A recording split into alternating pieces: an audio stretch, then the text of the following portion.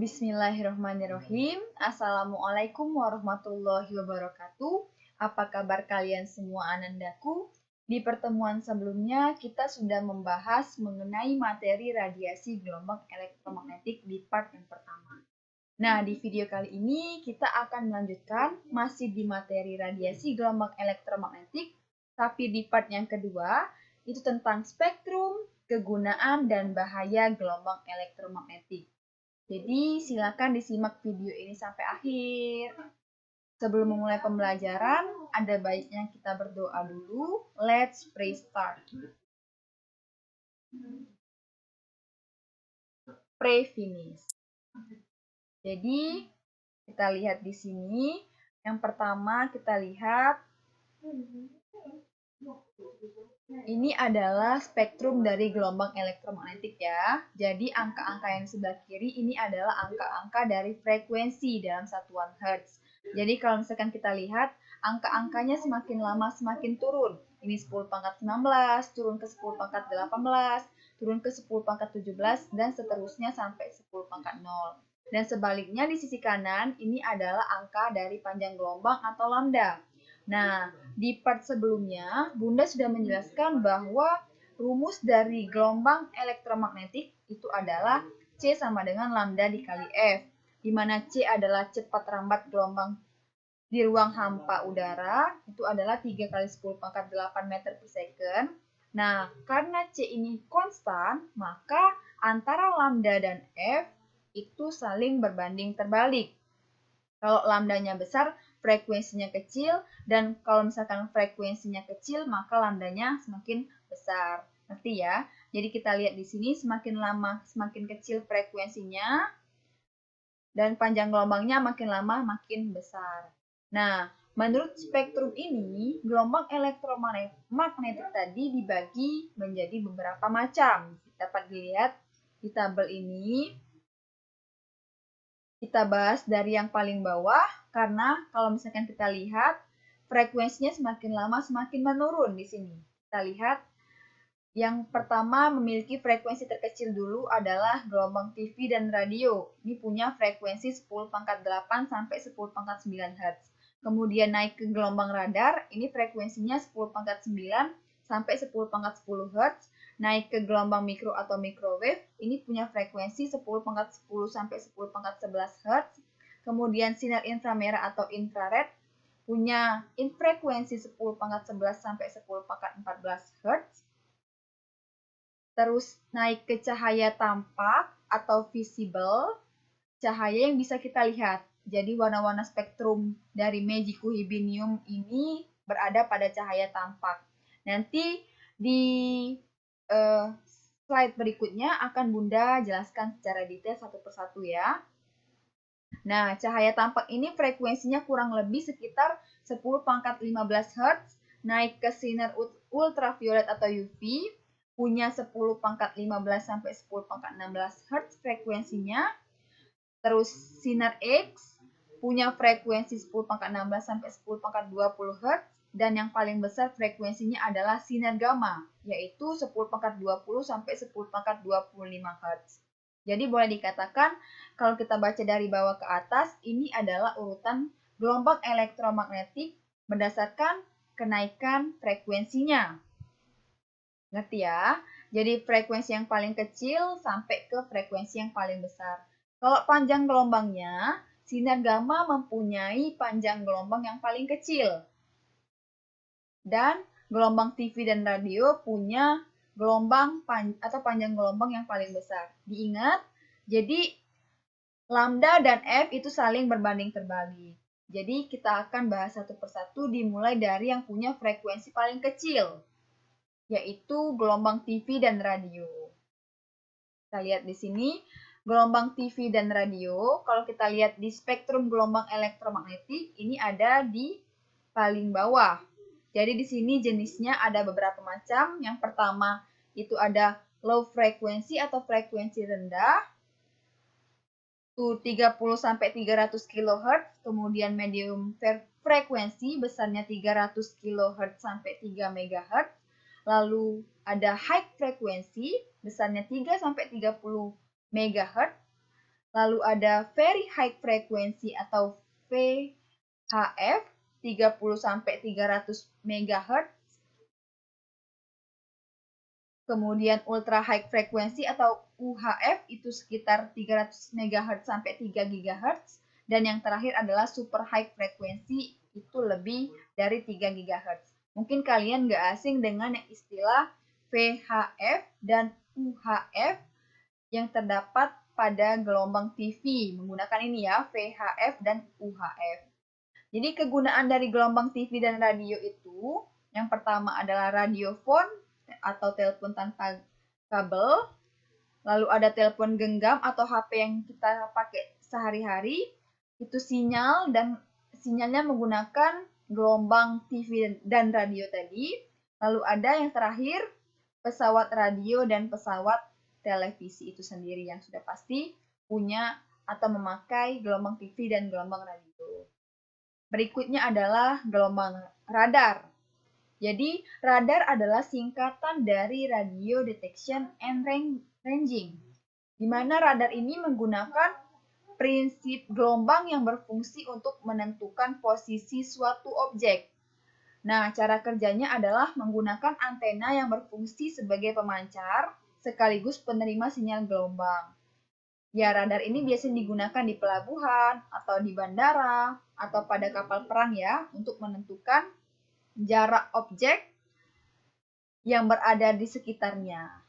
Jadi gambarnya kurang lebih seperti yang Bunda kasih gambar.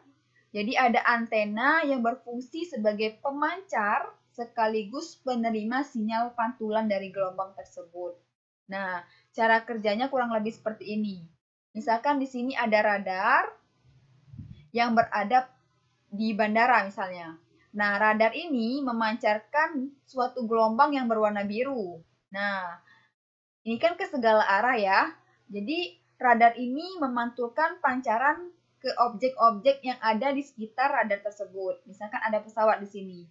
Maka gelombang ini setelah memancarkan ke pesawat, dipancarkan kembali. Dan sinyal gelombang pantul ini diterima kembali oleh radar ini. Nah, waktunya ini dihitung. Mulai dari sinar ini dipancarkan, sampai diterima kembali, itu berapa detik ya. Kemudian, dari waktu tersebut dapat dihitung atau dikonversi menghasilkan suatu jarak. Jarak antara radar dengan objek tersebut. Rumusnya itu adalah S sama dengan C dikali delta T per 2, di mana S adalah jarak bidang pantul atau objek ke antena, jadi jarak antara radar ini ke pesawat. C adalah cepat rambat gelombang elektromagnetik, yang kita tahu besarnya itu adalah 3 kali 10 pangkat 8 meter per second. Delta T adalah selang waktu dari gelombang dipancarkan sampai diterima kembali. Nah, di sini seharusnya kan rumusnya kan kalau kita belajar di gerak lurus, rumusnya kan adalah S sama dengan V kali T ya. Jarak adalah kecepatan dikali waktu. Nah, di sini kenapa rumusnya dibagi dua? Karena delta T di sini adalah selang waktu dari gelombang dipancarkan sampai dia diterima kembali. Jadi istilahnya PP dia itu, dari pulang pergi ya. Kalau hanya satu arah, nggak usah dibagi dua. Karena delta T-nya dua arah, makanya harus dibagi dengan dua rumusnya ini. Oke, next. Kita masuk ke gelombang berikutnya, itu adalah gelombang mikro atau yang sering kita kenal dengan microwave. Jadi kegunaan dari microwave adalah untuk memanaskan makanan dengan cepat tanpa menggunakan api. Jadi alatnya kurang lebih seperti ini. Alat ini adalah microwave yang digunakan untuk memanaskan makanan dengan cepat tanpa menggunakan api. Ini juga menggunakan prinsip dari gelombang elektromagnetik. Selanjutnya adalah ke sinar inframerah atau infrared. Jadi kegunaannya yang pertama untuk remote control, untuk sensor alarm, kamera penglihatan gelap atau night vision, terus kamera thermal atau thermal kamera, kemudian spektroskopi inframerah, yang digunakan untuk mengidentifikasi ikatan kimia yang ada pada molekul yang sering di laboratorium. Kemudian, sinar inframerah juga dapat digunakan untuk mendeteksi penyakit dalam tubuh. Nah, kita lihat salah satu contoh gambar dari kamera termal, kamera yang bisa mendeteksi aliran termal atau suhu, mendeteksi panas. Oke, lanjut ke sinar berikutnya adalah sinar atau cahaya tampak atau visible. Kenapa dinamakan cahaya tampak? Karena mata manusia hanya dapat melihat cahaya pada range ini aja. Jadi sinar-sinar yang bisa kita lihat itu, atau warna-warna yang bisa kita lihat, sinar matahari, sinar lampu, yang berwarna-warni itu merupakan berada pada range cahaya tampak. Mata manusia tidak bisa melihat sinar ultraviolet, tidak bisa melihat sinar infrared, tidak bisa melihat gelombang microwave, gelombang radar, gelombang radio, maupun gelombang TV. Jadi manusia hanya bisa melihat gelombang atau cahaya tampak ini. Nah, kegunaan dari cahaya tampak ini yang pertama adalah sel surya atau solar cell atau sinar matahari ya. Sinar matahari salah satu contoh dari cahaya tampak. Yang kedua, untuk baterai fotovoltaik atau photovoltaic cell, ini yang sering digunakan untuk pada kalkulator. Ada di kalkulator yang sering kita lihat seperti kotak-kotak itu adalah photovoltaic cell, menggunakan surya atau cahaya matahari sebagai sumber energinya. Kemudian kegunaan berikutnya adalah laser. Nah, ini adalah salah satu contoh sel surya yang dipasang di atap rumah-rumah orang. Oke, next. Ke sinar ultraviolet atau UV. Kegunaan dari sinar UV adalah yang pertama sebagai aktivator dalam reaksi polimerisasi, yang kedua mendeteksi keretakan logam, yang ketiga mendeteksi untuk uang palsu, dan yang keempat untuk terapi sinar. Nah, salah satu gambar dari alat yang menggunakan sinar ultraviolet atau sinar UV itu adalah alat untuk mendeteksi uang palsu ya. Biasanya kita sering lihat di teller-teller di suatu bank menggunakan alat ini untuk mendeteksi apakah uang itu asli ataukah palsu. Selanjutnya, kita masuk ke sinar X, di mana kegunaannya adalah yang pertama untuk menyelidiki struktur kristal, dan yang kedua adalah mencitrakan organ dalam tubuh. Ini sudah pasti kita tidak asing lagi dalam dunia kedokteran. Salah satu contohnya adalah mencitrakan organ dalam tubuh seperti tulang, paru-paru, ataupun jantung, dan lain-lain sebagainya sehingga membantu dokter untuk melakukan diagnosa terhadap penyakit yang diderita oleh pasien dan salah satunya menggunakan sinar X tadi. Oke, yang terakhir adalah sinar gamma. Kita lihat di sini sinar gamma.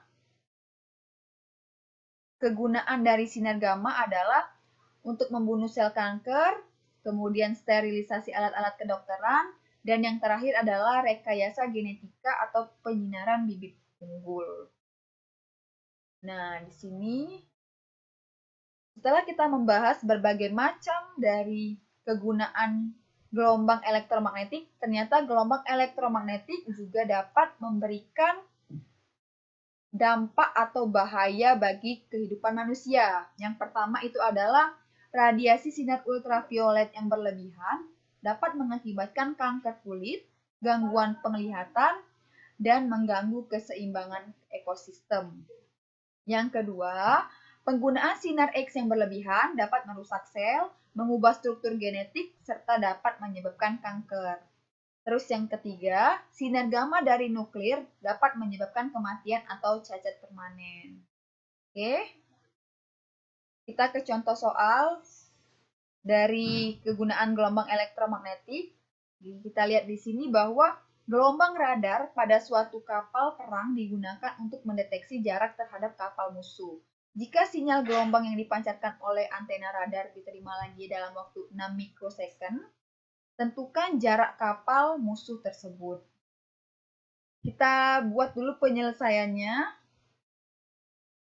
Yang pertama kita buat penyelesaiannya, diketahui bahwa tadi katanya nilai C atau cepat rambat gelombang di ruang hampa adalah 3 kali 10 pangkat 8 meter per second. Lalu di soal waktunya sebesar 6 mikrosecond. Kalau kita konversikan ke dalam satuan internasional dari waktu adalah second. Maka 6 mikrosecond sama dengan 6 dikali 10 pangkat 6, 10 pangkat min 6 second.